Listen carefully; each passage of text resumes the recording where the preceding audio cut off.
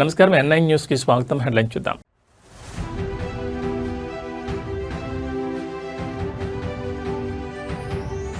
ఢిల్లీలో సీఎం చంద్రబాబు పర్యటన, కేంద్ర మంత్రి పీయూష్ గోయల్తో అత్యంత కీలక భేటీ.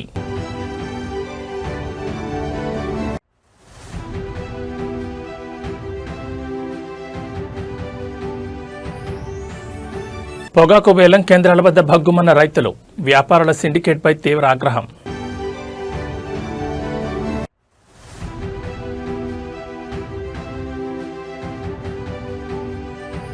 హైదరాబాద్ మల్కాజ్గిరి సైబరాబాద్ అభివృద్ధిపై సీఎం రేవంత్ రెడ్డి సమీక్ష, పనుల్లో వేగం పెంచాలని ఆదేశం.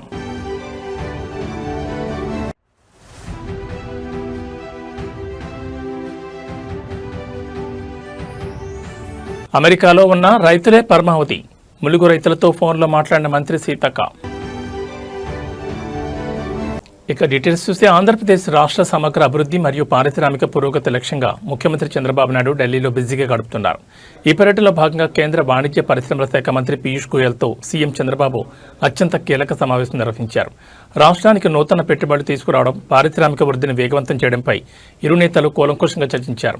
ఈ భేటీలో ప్రధానంగా ఆంధ్రప్రదేశ్లో కొనసాగుతున్న పారిశ్రామిక అభివృద్ధి ప్రాజెక్టులతో పాటు నూతన రంగాల్లో ఉన్న పెట్టుబడి అవకాశాలపై విస్తృతంగా చర్చించారు. అంతేకాకుండా ఏపీలోని ఆక్వా, మత్స్య పరిశ్రమ రైతుల సంక్షేమం, ఎగుమతుల ప్రోత్సాహం మరియు వారి ఉత్పత్తులకు సరైన మద్దతు ధర లభించేలా కేంద్రం తీసుకోవాల్సిన చర్యలపై సీఎం చంద్రబాబు కేంద్ర మంత్రికి వినతిపత్రం అందజేసి చర్చలు జరిపారు. ఈ కీలక సమావేశంలో కేంద్ర మంత్రులు కింజరపు రామ్మోహన్ నాయుడు, పెమ్మసాని చంద్రశేఖర్, భూపతిరాజు శ్రీనివాస్ వర్మలతో పాటు పార్లమెంట్ సభ్యులు లావు కృష్ణదేవరాయలు, బాలశౌరి, హరీష్, బాలయోగి, బీద మస్తాన్రావు తదితరులు పాల్గొన్నారు. రాష్ట్ర ప్రయోజనాల కోసం కేంద్ర ప్రభుత్వ సహకారాన్ని పూర్తిగా వినియోగించుకోవాలని భావిస్తున్న సీఎం ఏపీకి కేంద్ర నిధుల విడుదలపై కూడా ఒత్తిడి తెచ్చారు. ముఖ్యమంత్రి ఢిల్లీ పర్యటనతో రాష్ట్రానికి నూతన పరిశ్రమలు, పెట్టుబడులు వచ్చే అవకాశాలు స్పష్టంగా కనిపిస్తున్నాయి.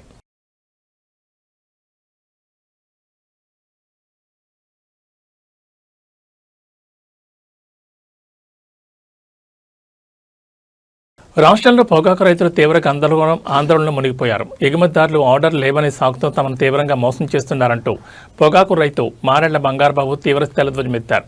పొగాకు బోర్డు అనుమతించిన కేటాయింపులకు సైతం మద్దతు ధర లభించకపోవడంతో వేలం కేంద్రాల వద్ద రైతులు తీవ్ర ఇబ్బందులు ఎదుర్కొంటున్నారని ఆవేదన వ్యక్తం చేశారు. ఎగుమతి ఆర్డర్ లేకుండానే పొగాకు బోర్డు 142 మిలియన్ కేజీల విస్తీర్ణానికి ఇండెంట్ ఎలా ఇస్తుందని రైతు బంగారబాబు ప్రశ్నించారు. పొగాకు బోర్డు సైతం ఈ ఇండెంట్ విషయాన్ని అంగీకరించిందని, కానీ తీరా పంట చేతికొచ్చాక ఎగుమతిదారులు ఆర్డర్ లేవంటూ ధరలు తగ్గించి రైతులను నిలువునా ముంచుతున్నారని ఆరోపించారు. బోర్డు కేటాయించిన పరిమితి వరకైనా కనీస మద్దతు ధర కల్పించి రైతులను ఆదుకోవాలని డిమాండ్ చేశారు. వేలం కేంద్రాల్లో వ్యాపారులు సిండికేట్గా మారి ధరకు కోత విధిస్తున్నారని, ప్రభుత్వం తక్షణమే జోక్యం చేసుకుని మద్దతు ధర లభించేలా చర్యలు తీసుకోవాలని రైతులు విజ్ఞప్తి చేస్తున్నారు. పంట పెట్టుబడులు కూడా రాని పరిస్థితుల్లో రైతులు అప్పుల భూమిలో కోరుకుపోతున్నారని, అధికారులు వ్యాపారుల వైఖరిని అరికట్టాలని కోరారు. పొగాకు రైతుల ఆందోళనతో వేలం కేంద్రాల వద్ద ఉద్రిక్త పరిస్థితులు నెలకొన్నాయి. నా పేరు మారేళ్ల బంగారబాబు అండి. పొగాకు వేలం కేంద్రం రెండు ఒంగోలు వేలం కేంద్రం 2. ఇప్పుడు వ్యాపారస్తులు మాయాజాలం ఏంటంటే, ఎక్స్పోర్టర్స్ ఏమో వాళ్ళు ఆర్డర్స్ తీసుకునేటప్పుడు డాలర్స్లో తీసుకుంటారు. ఇప్పుడు డాలర్ రేటు 97 రూపాయలు ఉంది. వాళ్ళకి వచ్చిన నష్టం ఏమీ లేదు కదా, డబ్బులు ఎక్కువ వస్తున్నాయి. వాళ్ళు రైతులను మోసం చేస్తున్నారు. అదేమంటే మాకు ఎక్స్పోర్ట్ ఆర్డర్స్ లేవయ్యా అంటున్నారు. లేకుండా వాళ్ళు ఇండెంట్ 142 మిలియన్లకి ఇండెంట్ ఇచ్చారు. టొబాకో బోర్డు ఆథరైజ్ చేసింది. కనీసం ఆ 142 మిలియన్లైనా గిట్టుబాటు ధర కొంటే తక్కింది స్వతంత్రంలో వేసుకుంటాము, ఏదో ఒకటి చేసుకుంటాం. ముందు ఆ 142 మిలియన్లు అన్న గిట్టుబాటు ధర లాస్ట్ ఇయర్ ఏ ధర వచ్చిందో, మన ప్రభుత్వంలో ఉన్నప్పుడు ఏ ధర వచ్చిందో ఆ ధరలకి ఇస్తే చాలు. మంచి ధరలు వస్తాయి, రైతులు బాగుపడతారు. ఇవాళ రైతాంగం పరిస్థితి ఎట్లా ఉందంటే, తెలుగుదేశం వాళ్ళు, కాంగ్రెస్ వాళ్ళు కానీ అందరూ రైతులే, పొగాకు పడిచ్చేవాళ్ళు అందరూ.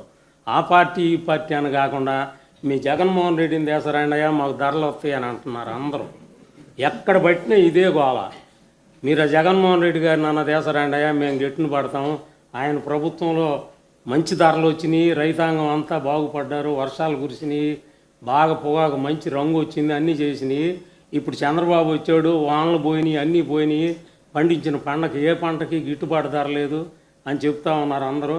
కాబట్టి మీరు ఏదైనా కానీ ఒక చర్య తీసుకొని మీరు వస్తేనే ఈ పొగాకు రైతులు ఈ మార్కెట్ మాంద్యం నుంచి బయటపడతారని హైదరాబాద్, మల్కాజ్గిరి మరియు సైబరాబాద్ మున్సిపల్ కార్పొరేషన్ల పరిధిలో చేపట్టిన వివిధ అభివృద్ధి పనులను వేగవంతం చేయాలని ముఖ్యమంత్రి రేవంత్ రెడ్డి అధికారులను ఆదేశించారు. నగర పరిధిలోని మున్సిపల్ పరిపాలనా శాఖ ఉన్నతాధికారులతో సీఎం రేవంత్ రెడ్డి ప్రత్యేక సమీక్షా సమావేశం నిర్వహించారు. ప్రణాళికాబద్ధంగా నగర సమగ్ర అభివృద్ధి జరగాలని, పనుల వేగవంతానికి అవసరమైన అన్ని చర్యలు తీసుకోవాలని అధికారులకు దిశానిర్దేశం చేశారు. ఈ సందర్భంగా సీఎం రేవంత్ రెడ్డి మాట్లాడుతూ అభివృద్ధి ప్రాజెక్టులకు సంబంధించిన భూసేకరణ ప్రక్రియ పూర్తి కాకుండా ఎలాంటి టెండర్లను పిలవద్దని అధికారులకు ముఖాముఖి స్పష్టం చేశారు. భూసేకరణ ప్రక్రియను వేగవంతం చేయడం మరియు పారదర్శకంగా పూర్తి చేయడం కోసం ఒక ప్రత్యేక అధికారిని నియమించినట్లు వెల్లడించారు.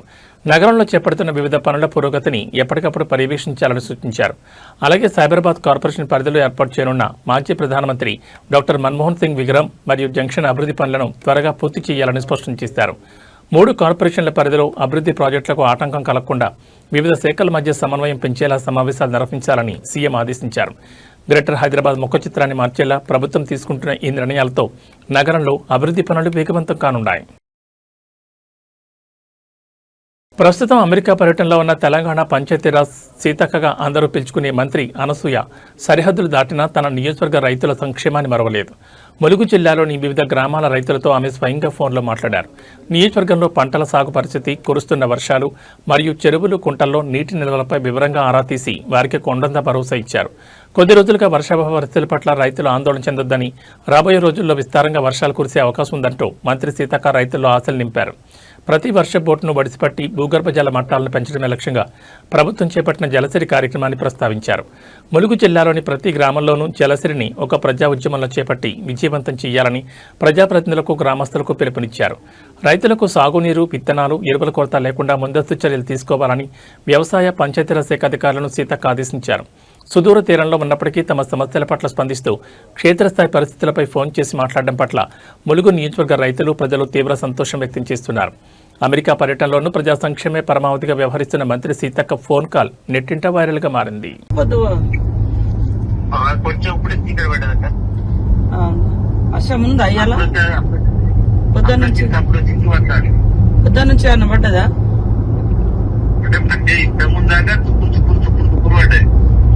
నాట్లేయడానికి సరిపోతుందా?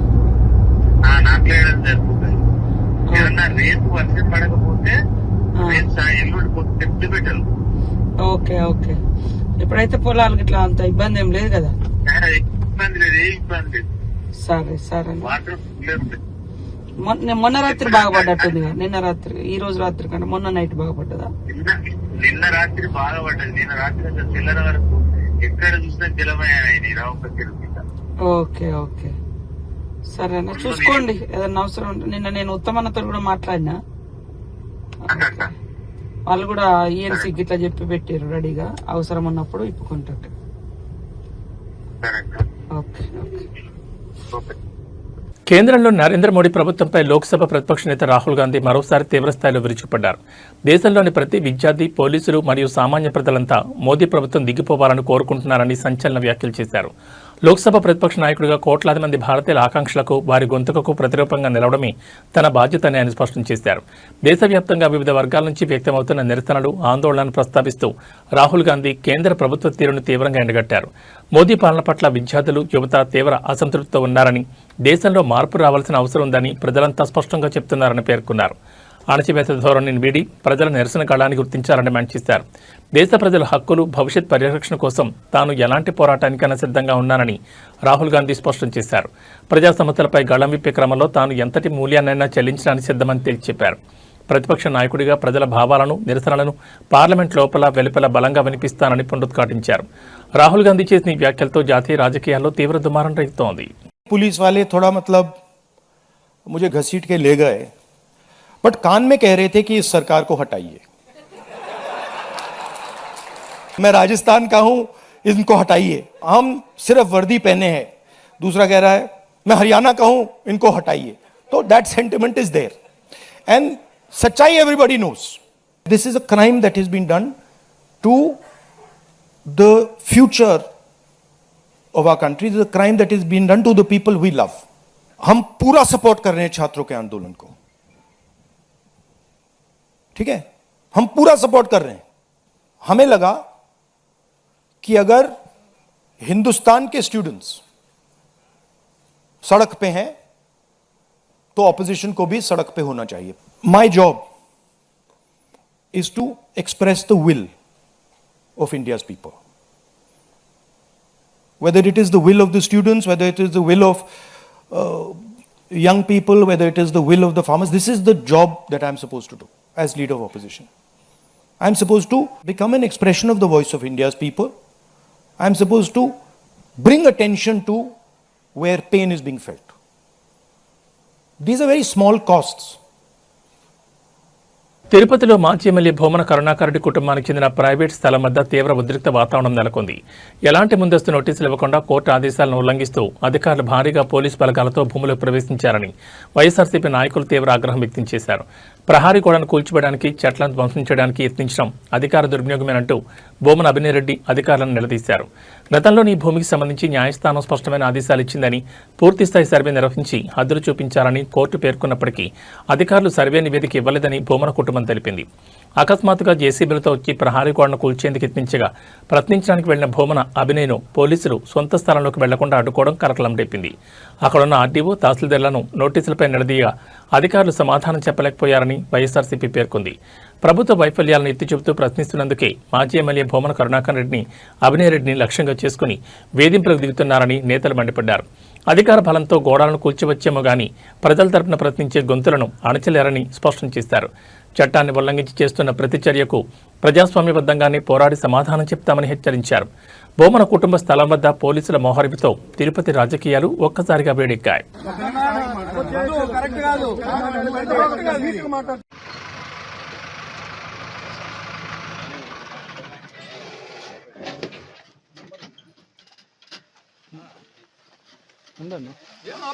అడిగేశారు 398603 ఇంకా అడుగు చూడు మార్కింగ్ వేసారు కానీ మార్కింగ్ వేసారు చూడు సగం సగం ఎందుకు చేసిపోతాం మార్క్ ఎంతవరకు వేసినారో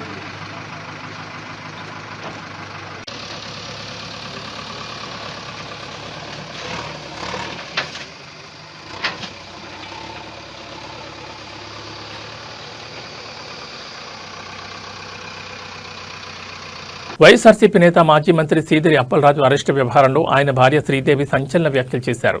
తన భర్తను అసలు ఏ కేసులో అరెస్ట్ చేశారో, లోపల ఏం జరుగుతుందో ఇప్పటివరకు పోలీసులు ఎటువంటి స్పష్టత ఇవ్వడం లేదని తీవ్ర ఆందోళన వ్యక్తం చేశారు.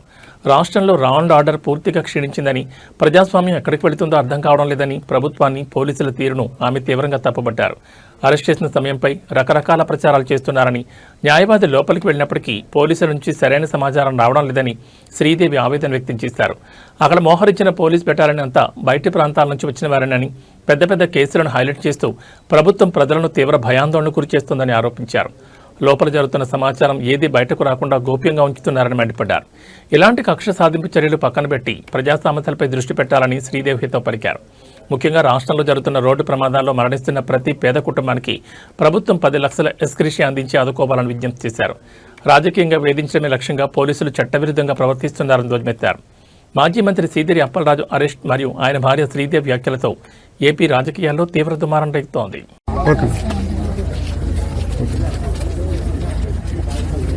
ప్రజారాజ్యం ఎక్కడికి వెళ్తుందో తెలియట్లేదు. లా అండ్ ఆర్డర్ అయితే అస్సలు కరెక్ట్గా లేదు అనుకొని చెప్పగలను. అది పెద్ద పెద్ద ప్రొఫైల్ కేసెస్ ఇలాగే నడుపుతారా అనే దాని మీద అసలు ప్రజలు భయపడేటట్టుగా చేస్తున్నారు. ఇదంతా మెయిన్ సార్కి దేనికి తీసుకెళ్లారో, ఏం అరెస్ట్ చేశారు అనేది ఇప్పటి వరకు కూడా బయటకి ఏం చెప్పలేదు. లోపల తీసుకొని వెళ్ళారు. మార్నింగ్కి కూడాను ఇంకా ఉంచుతారని చెప్తున్నారు. బాబుని తీసుకెళ్ళిన రోజు నుంచి కూడాను సార్కి అలాగే బ్యాక్ హ్యాండ్గా పోలీసు వాళ్ళు అలాగా వెనకాతలో వస్తూనే ఉన్నారు. కానీ ఈ మొత్తానికి చెప్పాల్సింది ఏంటనుకుంటున్నానంటే, యాక్సిడెంట్స్ కేసెస్ చాలా జరుగుతున్నాయి. ప్రతి ఒక్క దాని మీద కూడాను మీరు చర్యలు తీసుకొని ఎలాగా అందరికీ తీసుకొని వచ్చేసి ఎక్స్గ్రేషన్ కింద 10 లక్షలు ఇస్తున్నారు. ప్రతి యాక్సిడెంట్ కేసుల దగ్గరికి మీరు వెళ్ళేసి వాళ్ళందరినీ కూడా తీసుకొని ఆ పేద కుటుంబానికి కూడాను మీ అందరూ కూడా కాపాడుకోవాలని చెప్పి అంటే తెల్లవారు 6:30 కానీ వాళ్ళు చెప్తున్నారు మేడం. ఏమని అంటే పోలీసులు ఏం చెప్తున్నారు? మార్నింగ్ 6:30 అని అలాగేం చెప్పలేదు, కానీ అలా కంటిన్యూ అవుతుంది. లాయర్ కూడా లోపల ఉన్నారు. మీకు పంపించారు అంటే మీడియా తెలంగాణ నీటిపారుదల రంగంలో అత్యంత కీలక పరిణామం చోటు చేసుకుంది. దేవాదుల ఎత్తిపోతల పథకం వద్ద నీటి తోడకం వేగవంతం చేయడంలో బీఆర్ఎస్ సీనియర్ నేత మాజీ నీటిపారుదల శాఖ మంత్రి హరీష్ రావు వేసిన ప్రశ్నలు, ఆయన లేవనెత్తిన డిమాండ్లకు కాంగ్రెస్ ప్రభుత్వం చివరకు తలొబ్బింది. సమ్మక్క సాగర్ బ్యారేజ్ వద్ద వరద ప్రవాహం క్రమంగా పెరుగుతున్నప్పటికీ నీటిని సరిగా ఎత్తిపోసేందుకు అధికారులు చర్యలు తీసుకోవడం లేదంటూ హరీష్ రావు ప్రభుత్వాన్ని నిలదీశారు. హరీష్ రావు తీవ్రస్థాయిలో ధ్వజమెత్తిన మరుసటి రోజే ప్రాజెక్టు వద్ద యంత్రాంగం రంగంలోకి దిగింది. దేవాదులలో ఇప్పటివరకు నడుస్తున్న మోటార్ల సంఖ్యను ఒక్కసారిగా పెంచింది. మొన్నటి వరకు కేవలం 5 మోటార్లు మాత్రమే నడిపించిన అధికారులు నిన్నటి నాటికి వాటిని 7కు పెంచారు. అయితే వరద ఉధృతికి తగ్గట్లుగా పూర్తి స్థాయిలో పంపింగ్ జరగడం లేదని హరీష్ రావు ప్రభుత్వాన్ని గట్టిగా ప్రశ్నించడంతో అధికారులు మరో 2 మోటార్లను ఆన్ చేసి మొత్తం 9 మోటార్ల ద్వారా నీటి ఎత్తిపోతలను ప్రారంభించారు. దేవాదుల పథకానికి సంబంధించిన 3 విభాగాల్లోనూ పంపింగ్ ప్రక్రియను వేగవంతం చేశారు. ప్రస్తుతం అధికారుల గణాంకాల ప్రకారం ఫేజ్ 1లో 2 మోటార్లు, ఫేజ్ 2లో 2 మోటార్లు, అలాగే ఫేజ్ 3 పరిధిలో ఏకంగా 5 మోటార్లను నిరంతరాయంగా ఆన్ చేసి నీటిని ఎత్తిపోస్తున్నారు. గత కొద్ది రోజులుగా వరద నీరు భారీగా వచ్చి చేరుతున్న ప్రభుత్వం ఆశించిన స్థాయిలో మోటార్లను నడపకపోవడంపై ఆయకట్టు రైతుల నుంచి కూడా విమర్శలు వ్యక్తమవుతున్నాయి. నిజానికి ఈ నెల 8వ తేదీ నాటికి సమ్మక్క సాగర్ ప్రాజెక్టు వద్దకు దాదాపు 1,00,000 క్యూసెక్కులకు పైగా వరద ప్రవాహం వచ్చి చేరింది. అయితే ఆ సమయంలో ప్రభుత్వం కేవలం 600 క్యూసెక్కుల నీటిని మాత్రమే ఎత్తిపోతుందని, సమయం వృధా చేస్తే ఆయకట్టుకు నీరు ఎలా అందుతుందని హరీష్ ఆరోపించారు. ప్రభుత్వ నిర్లక్ష్యాన్ని ఎండగడుతూ ఆయన చేసిన విమర్శలతో దిగొచ్చిన అధికారులు ఇప్పుడు పంపింగ్ సామర్థ్యాన్ని గణనీయంగా పెంచారు.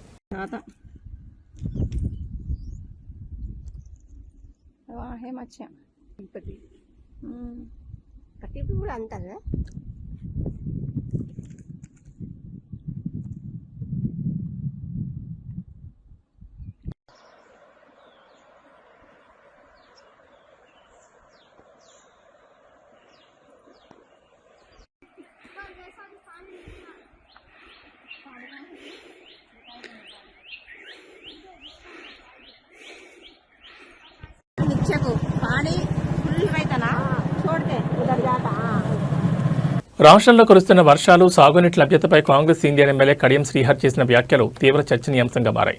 నీటి ఎద్దడి దృష్ట్యా రైతులు తక్షణమే వరి పంట వేయొద్దని ఆయన సూచించారు. ప్రస్తుత పరిస్థితుల్లో తాను నీళ్లిచ్చే పరిస్థితిలో లేనని, రైతులు ప్రత్యామ్నాయ పంటల వైపు దృష్టి సారించాలని స్పష్టం చేశారు.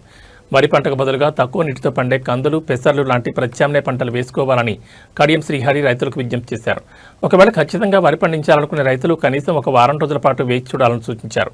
అదృష్టం బాగుండి రాబోయే రోజుల్లో విస్తారంగా వర్షాలు కురిస్తేనే వరి నాట్లు వేసుకోవాలని, తొందరపడి పంటలు వేసి నష్టపోవద్దని హెచ్చరించారు. నియోజకవర్గంలో సాగునీటి వనరుల పరిస్థితి మరియు బోర్లలో నీటి మట్టాలు పడిపోవడంపై కడియం శ్రీహరి స్పష్టతనిచ్చారు. ఎమ్మెల్యే వ్యాఖ్యలతో రైతులు సాగునీటి విషయంలో తీవ్ర ఆందోళన వ్యక్తం చేస్తున్నారు. వర్షాలు లేక చెరువులు, ప్రాజెక్టులు నిండకపోవడంతో వర్షాకాలంలో కూడా వరి సాగుపై గందరగోళం నెలకొంది. ఎమ్మెల్యే కడియం శ్రీహరి చేసిన ప్రకటనతో స్థానిక నియోజకవర్గంలో వ్యవసాయ పరిస్థితిపై తీవ్ర చర్చ నడుస్తోంది. నేను మీకు నీళ్ళు ఇస్తాను, హామీ ఇస్తాను, హామీ మీద మీరు పొలం వేసుకుంటే 1 నెల తర్వాత 2 నెలల తర్వాత నీళ్ళు రాకపోతే అది ఎండిపోతే నన్ను శాపనార్థాలు పెడతారు. నేనేమంటానంటే సాధ్యమైనంత వరకు ఏదైనా ఆరుతోడు పంటలు వేసుకోండి. ఇంత మొక్కజొన్నో, ఇంత పెసల్లో, ఇన్ని కందులో, ఇంత సజ్జనో, లేకుంటే పొద్దుతిరుగుడో ఏదో ఒకటి వేసుకోండి. లేకుంటే పొలమే వేసుకోవాలనుకుంటే కొంచెం ఇంకొక వారం 10 రోజులకు సమయం ఉంది, మన అదృష్టం కలిసి వచ్చి వర్షాలు మంచిగా పడితే పొలం వేసుకోండి. కానీ తొందరపడి ఆగం కావద్దు. నేను నీళ్ళు ఇచ్చే పరిస్థితిలో ప్రస్తుతం లేను. నా ప్రయత్నం అంతా చేస్తున్నా. దేవాదుల నుంచి నీళ్లు తీసుకొస్తున్నా. అదేవిధంగా ఇక్కడ గణిరాధారం రిక్రియేషన్ స్కీమ్ పనులు కూడా వేగంగా చేపిస్తున్నా. కాకపోతే ఈ సీజన్కు అవి అందే పరిస్థితి లేదు. మళ్ళీ నేను మిగతా వాళ్ళ లెక్క మాటలు చెప్పి మీరు వేసుకోండి నేను నీళ్ళు తెస్తా అని చెప్పిపోతే మీరు ఆగమవుతారు. కాబట్టి మిమ్మల్ని ఆగం చేయడం నా ఉద్దేశం కాదు. మిమ్మల్ని ఇబ్బంది పెట్టాను. ఏది ఏమైనా కూడా ఎంత మేరకు అయితే అంత మేరకు నీరు అందించే ప్రయత్నం చేస్తాను. కానీ మీరు కూడా ఆలోచించి పంటలు వేసుకోవాలని చెప్పి కోరుకుంటూ మా మధ్యలో గ్రామ ప్రజలందరికీ మరొకసారి నమస్కారం చెప్పుకుంటూ టాలీవుడ్లో విషాదకర వాతావరణం నెలకొంది. గబ్బర్ సింగ్ చిత్రంతో మంచి గుర్తింపు తెచ్చుకున్న ప్రముఖ నటుడు రమేష్ హఠాత్తుగా అనారోగ్యానికి గురయ్యారు. ఆయనకు అకస్మాత్తుగా బ్రెయిన్ స్ట్రోక్ రావడంతో కుటుంబ సభ్యులు వెంటనే అప్రమత్తమై హైదరాబాద్లోని అపోలో ఆసుపత్రిలో చేర్పించారు. ప్రస్తుతం ఆయన ఆరోగ్య పరిస్థితి విషమంగా ఉన్నట్లు వైద్య వర్గాలు వెల్లడించాయి. ఆసుపత్రిలో చేరిన రమేష్కు న్యూరాలజిస్టుల ప్రత్యేక వైద్య బృందం ఎప్పటికప్పుడు క్షుణ్ణంగా పరిశీలిస్తూ అత్యవసర చికిత్స అందిస్తోంది. బ్రెయిన్ స్ట్రోక్ తీవ్రత ఎక్కువగా ఉండడంతో ఆయన ఆరోగ్యం నిలకడగా లేదని, వైద్యుల ప్రాణాలను కాపాడేందుకు తీవ్రంగా శ్రమిస్తున్నట్లు సమాచారం. ఈ వార్త తెలిసిన వెంటనే టాలీవుడ్ ప్రముఖులు, నటీనటులు ఆయన త్వరగా కోలుకోవాలని ఆకాంక్షిస్తున్నారు. విషయం తెలుసుకున్న వెంటనే గబ్బర్ సింగ్ చిత్ర దర్శకుడు హరీష్ శంకర్ వెంటనే అపోలో ఆసుపత్రికి చేరుకున్నారు. రమేష్ కుటుంబ సభ్యులను పరామర్శించి వారికి ధైర్యం చెప్పారు. వైద్యులతో మాట్లాడి రమేష్ ఆరోగ్య పరిస్థితిపై ఎప్పటికప్పుడు వివరాలు తెలుసుకుంటున్నారు. ఇండస్ట్రీలో ఎంతో చురుగ్గా ఉండే నటుడు ఇలా అనారోగ్యానికి గురికావడం సినీ వర్గాలను తీవ్ర దిగ్భ్రాంతి గురిచేసింది. నటుడు రమేష్ త్వరగా కోలుకుని తిరిగి రావాలని అభిమానులు ప్రార్థిస్తున్నారు.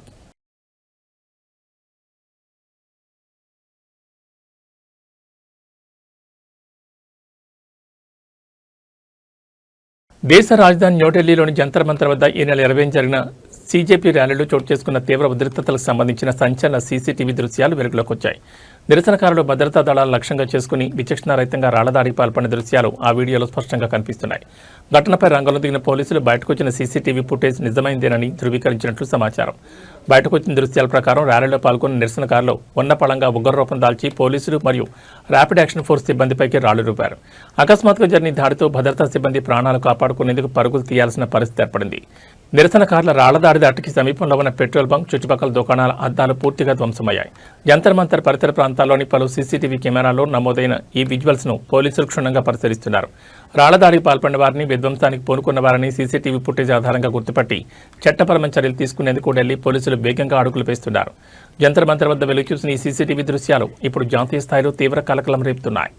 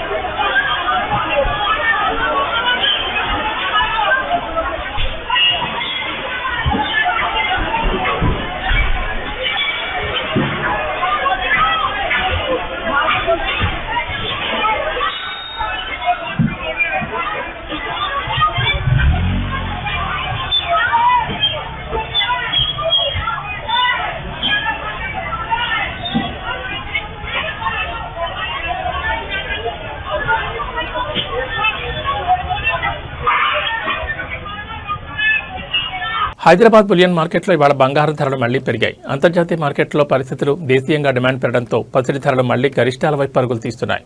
కేవలం బంగారం మాత్రమే కాకుండా వెండి ధర కూడా ఆకాశాన్ని అంటుతుండటంతో కొనుగోలుదారులు తీవ్ర ఆందోళన వ్యక్తం చేస్తున్నారు. తాజా ధరల వివరాలను పరిశీలిస్తే హైదరాబాద్ బులియన్ మార్కెట్లో 24 క్యారెట్ల 10 గ్రాముల ప్యూర్ గోల్డ్ రేటు ఇవాళ ₹770 పెరిగింది. దీంతో 24 క్యారెట్ల తులం బంగారం ధర 1,47,280కు చేరుకుంది. ఇక ఆభరణాల తయారీకి ఉపయోగించే 22 క్యారెట్ల 10 గ్రాముల పసిడి ధర కూడా ₹700 ఎగబాకి 1,35,000 మార్కు వద్ద పలుకుతోంది. బంగారం బాటలోని వెండి ధరలు కూడా భారీ స్థాయిలోనే కొనసాగుతున్నాయి.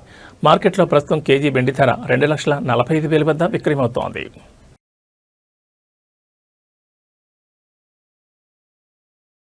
ఈ బులెటిన్ విశేషాలు. నమస్కారం.